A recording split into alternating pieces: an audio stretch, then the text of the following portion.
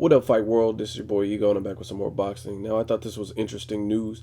It looks like Ruslan Provodnikov versus Timothy Bradley, that fight on HBO Live, it peaked with 1.4 million viewers at the peak of the action, probably when things had really started to heat up, or most likely people were on social networks and Twitter commenting about how intense it had got. So it peaked at 1.4 million views, which is a great number. And I just thought it was funny, and I wanted to address it briefly. Timothy Bradley versus Ruslan Provodnikov. Before the fight, I was hearing nothing but hatred, slander. Like, Timothy Bradley sucks. He's cherry picking someone from 140. Who the fuck is Ruslan Provodnikov? He sucks. He's a bum. Now all of a sudden, the facts come out, and it had 1.4 million views during the fight. So that's a substantial number, and it's funny because some of you guys are saying all this stuff before. Now all of a sudden I'm reading Ruslan Provodnikov was robbed, but the same people that are saying he was robbed and were saying he was a bum. So it's really a catch-22. There's no winning with some of you fickle fans. And it's funny because I read a lot of comments like, no one wants to see Timothy Bradley versus Ruslan Provodnikov. No one wants to see Adrian Broner versus Gavin Reese. They're both bums and they're Euro trash and all kinds of Russian trash. All these comments.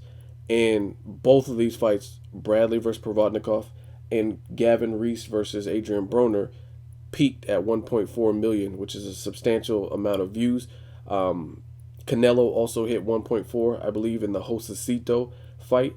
And if you look at the Josecito Lopez versus Canelo, and this is a little bit skewed because they had another main event going on, which was Sergio Martinez and Chavez Jr. So who knows what Canelo would have done had he not been competing, going head to head with another pay-per-view fight.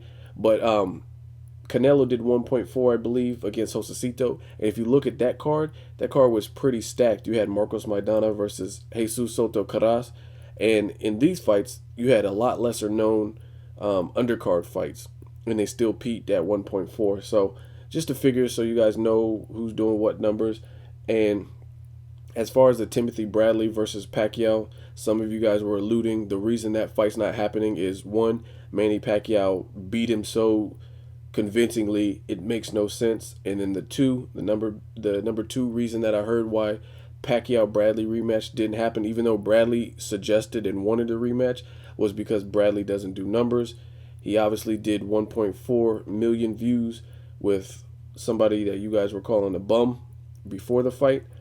And really, Pacquiao has the superstar power. If he's such a star, then it doesn't matter who he's in the ring with. He should do good numbers, right? If he's a megastar like he's supposed to be, and he's definitely publicized and on Jimmy Kimmel, so it shouldn't matter. So I've never bought that excuse. Timothy Bradley Pacquiao rematch doesn't need to happen because Bradley has no market value or whatever. And don't get me wrong, Bradley versus Provodnikov, the seats were pretty empty. I think it was a dismal turnout at the actual Home Depot Center, but they definitely missed a great fight. It was an excellent fight. Hopefully there's bigger things in store for Bradley and he gets the rematch with Pacquiao so he can get this chip off his shoulder. Or if he fights with someone like Marquez, I think that'd be a hell of a chess match. Just want to give you guys an update on the numbers. Bradley versus Provodnikov peaks at 1.4 million views, which is definitely a great number for HBO and means a lot of people tuned in. So don't really want to hear that Pacquiao didn't rematch him because he doesn't do numbers. So, I mean, that's a good number. We just didn't expect it, I guess.